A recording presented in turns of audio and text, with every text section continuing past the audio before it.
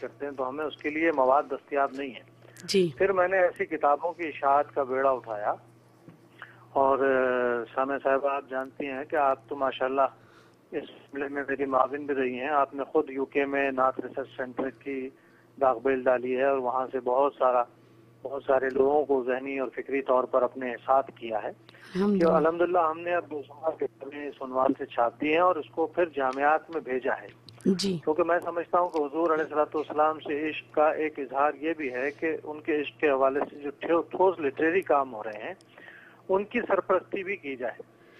یعنی نعت سما کی چیز تو ہے، نعت کو سن کر جو شاقان نبی کریم صلی اللہ علیہ وسلم کے دل خوشگوار کیفیت میں جاتے ہیں وہ بھی اپنی جگہ ہے، لیکن یاد رکھیے کہ آئندہ نسلوں کے لیے سرمایہ کو اصل حیثیت میں اور ادب کی حیثیت میں برقرار رکھنا کے لیے بہت ضروری ہے کہ ہم اس پر کچھ ٹھوس علمی کام بھی کریں. جی. تو اس کی کمی تھی، الحمدللہ اب ہم کر رہے ہیں. جی. میں پوچھنا یہ چاہ رہی ہوں کہ ماشاءاللہ نعت ریسرچ سینٹر اتنا کام کر رہا ہے، اتنی زیادہ نعت کے حوالے سے کتب بھی اب تو ماشاءاللہ شائع ہو چکی ہیں نعت ریسرچ سینٹر کی وساطت سے، اور نعت رنگ سے ماشاءاللہ بہت زیادہ اس جریدے نے بڑا کام کیا ہے، اس میں سے متعلقہ بہت ساری کتابیں آئی ہیں. تو میں پوچھنا یہ چاہ رہی ہوں کہ ماشاءاللہ پاکستان کراچی میں ہی جامعات میں یہ کام ہو رہا ہے نعت پر، یا کہیں اور بھی پاکستان میں یہ نعت کے حوالے سے کام اور پڑھا جا رہا ہے؟ پاکستان کی ہر بڑی یونیورسٹی میں الحمدللہ اب نعت پر پی ایچ ڈی کا آغاز ہو چکا ہے. سبحان اللہ. اس 8 آدمی تو میرے ہی پاس ہیں الحمدللہ، جو خواتین اور مرد حضرات کام کر رہے ہیں، مجھ سے رابطے میں ہیں، مجھ سے تعاون میں ہیں، اور نعت ریسرچ سینٹر کی مدد سے ہی وہ پی ایچ ڈی کر رہے ہیں. اس کے علاوہ ہندوستان میں، بنگلہ دیش میں، جہاں جہاں اردو بولی جاتی ہے ان یونیورسٹیز میں اب نعت پر کام شروع ہوا ہے. جتنے ریسرچ جرنل یونیورسٹیز کے چھپ رہے ہیں اس پر اب نعت پر مقالے شامل ہونے لگے ہیں. نعت کورس کا حصہ بن رہی ہے اعلیٰ تعلیمی اداروں میں، اعلیٰ مدارس میں، اور اعلیٰ درجوں میں نعت پڑھائی جا رہی ہے. مطلب یہ کہ ایم اے کی سطح پر، ایم فل کی، بی اے کی سطح پر نصاب میں شامل ہو گئی ہے. تو الحمدللہ جو کوششیں ہم نے 1995 سے شروع کی تھی اس کے بہت مثبت اثرات سامنے آ رہے ہیں. اور ایسا بہت کم ہوتا ہے کہ کوئی آدمی اپنی زندگی میں کوئی درخت لگائے اور اس کا پھل بھی اسی اپنی زندگی میں اکھا لے.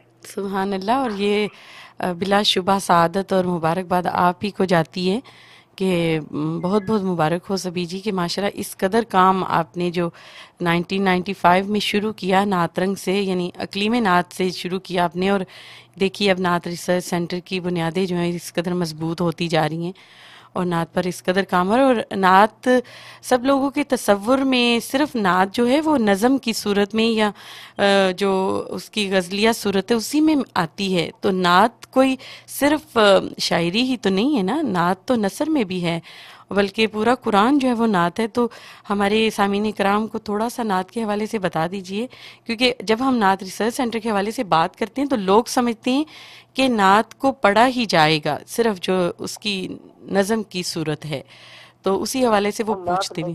نعت نظم کی صورت میں ہوتی ہے، لیکن یاد رکھیے کہ نعت کی ضرورت کیوں ہے، نعت موجود میں آئی. جی. نعت کا سب سے بنیادی کام تحفظ ناموس رسالت صلی اللہ علیہ وسلم ہے. صلی اللہ علیہ وسلم. نعت ایک ایسے معاشرے کی تخلیق کر سکتی ہے جس کے رویے بہت مثبت ہوں. جی.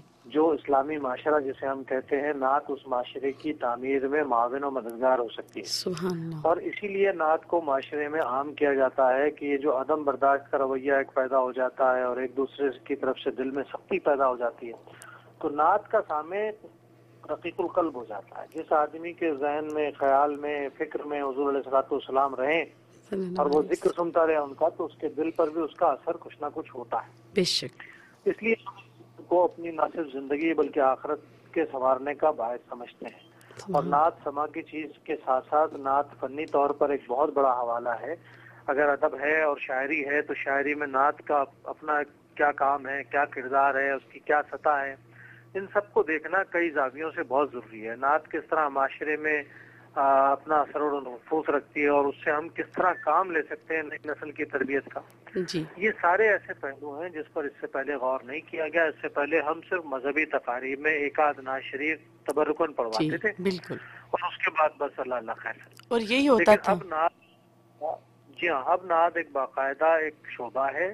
اس شعبے میں آپ دیکھیں کہ اس شعبے میں جو صرف اناؤنسمنٹ کرنے والے تھے ان کی بھی اپنی حیثیت بہت مستحکم ہو گئی. ماشاءاللہ. جی. کبھی نہیں ہوا تھا کسی شعبے میں کہ صرف اناؤنسمنٹ کرنے والوں کی بھی ایک علیحدہ جداگانہ شناخت ہو. نعت گو شعراء کی جداگانہ شناخت قائم ہو گئی ہے. نعت خانوں کی ساری دنیا میں پذیرائی کے امکانات سامنے آئے ہیں, قبولیت کے امکانات. آج نعت خانوں سے لوگ محبت کرتے ہیں. تو یہ ساری چیزیں جو ہیں وہ مل کر ایک ایسی قوت بنتی ہیں جس قوت کو ہم نے دین کی خدمت کے لیے استعمال کرنا ہے. بے شک جی. اور یہ فکر بھی تو کسی کسی کے پاس ہوتی ہے سبھی جی. اور اگر آپ نے نعت کے حوالے سے لٹریری کام شروع کیا تھا, لیکن آپ نے ابھی جو QTV ٹی وی میں نعت کائنات کا جو پروگرام, کتنے اس میں پروگرامز کیے ہیں, وہ بہت زیادہ عمدہ ہیں. اور نعت کو جو شعراء تھے جن کے بارے میں بہت بڑے بڑے جو شعراء ہیں ماشاءاللہ, جو جن کو ہم یعنی پڑھتے رہے ہیں, تو اس کے علاوہ بھی جو ایسے شعراء کرام جن کے بارے میں ہمیں نہیں پتا تھا, لیکن ماشاءاللہ آپ نے یہ کام کر دکھایا ہے. بلکہ QTV سے آپ نے نعت کے حوالے سے بہت کام کیا ہے.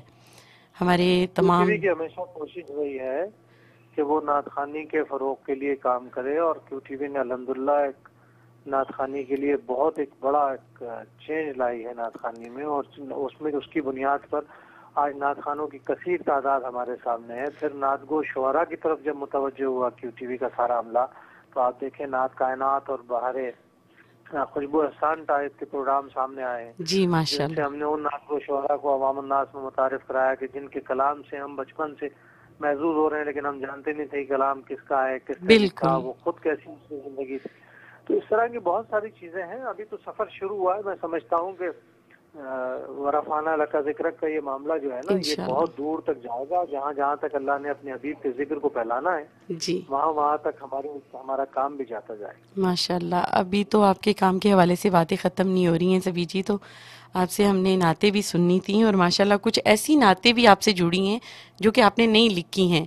ایز اے نعت خان آپ نے بہت ساری نعتیں پڑھی ہیں, اور مجھ سے سوال کیا گیا تھا ایک دفعہ کہ کسی نے پوچھا تھا آپ کی ایک نعت ہے جو آپ نے پڑھی ہے, یا نبی دیکھا یہ رتبہ, تو انہوں نے سوچا کہ آپ ہی کی لکھی ہوئی یہ نعت ہے, تو وہ آپ کی کتاب میں ڈھونڈ رہے تھے.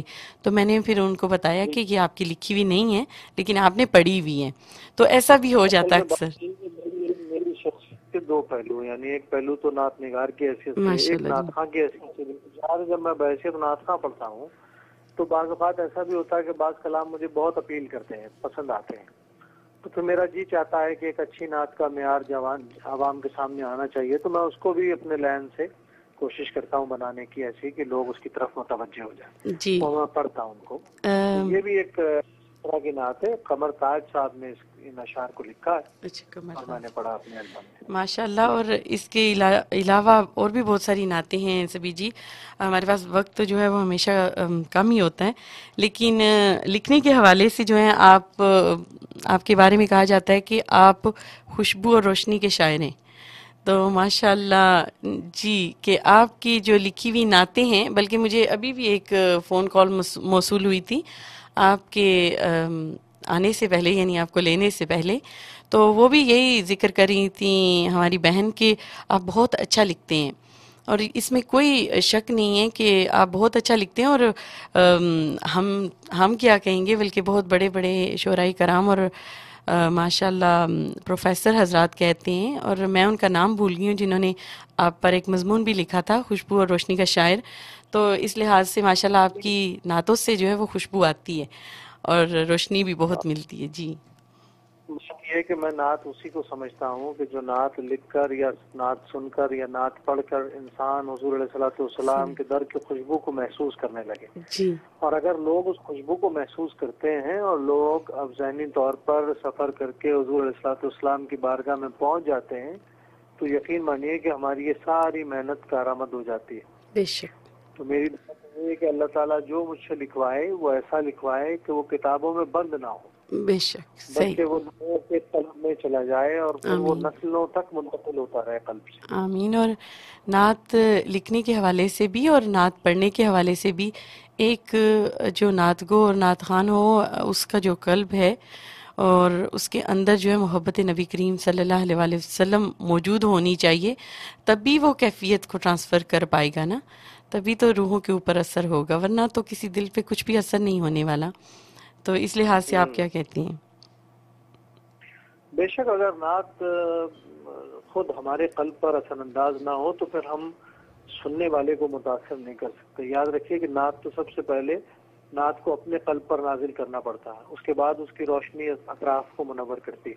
جی تو دعا ہے کہ اللہ تعالی ہم سے اس خدمت کو آخری سانس تک لے.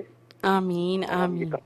جی آپ کا ایک بہت خوبصورت کلام ہے, کوئی مثل مصطفیٰ کا, یہ بہت خوبصورت ہے اور بہت دل ہے کہ آپ سے یہ سنا جائے. اس کے صرف 2 اشعار جو ہیں آپ ہمیں ضرور سنائیے, کیونکہ ایک پوری لسٹ موجود ہے آپ کی نعتوں کی, اور ہمیں کمرشل بریک پہ بھی جانا ہے, تو آپ یہ والی نعت ہمیں سنائیں, اس کے بعد ہم کمرشل بریک کے بعد آپ کو پھر لیں گے انشاءاللہ. جی میں پیش کرتا جی ہوں. کوئی مثل مصطفیٰ کا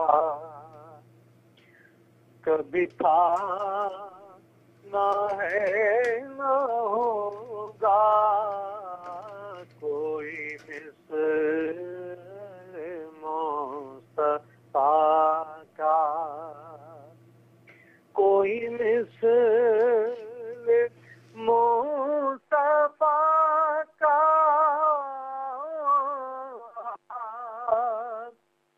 کبھی تھا نہ ہے نہ ہوگا,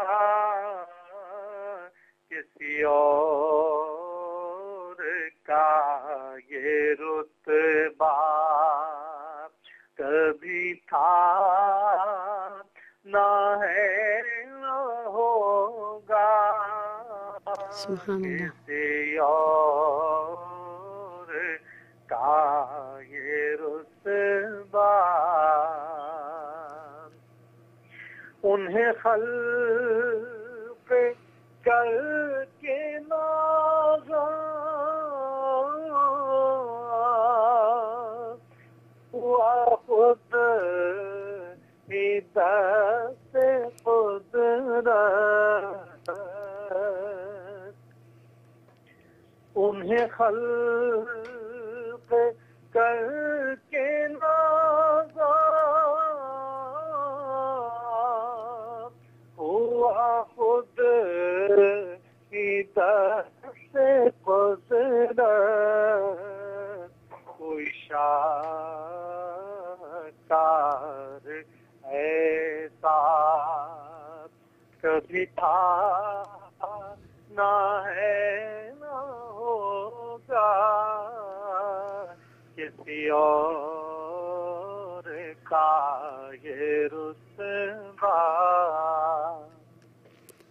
ماشاء اللہ, سبحان اللہ. آپ نے بہت خوبصورت یہ نعت پاک ہمیں سنائی, جو کہ آپ کی اپنی لکھی ہوئی ہے, اور اس کے علاوہ جو ہے آپ کے حمدیہ کلام جو ہے وہ ایک جو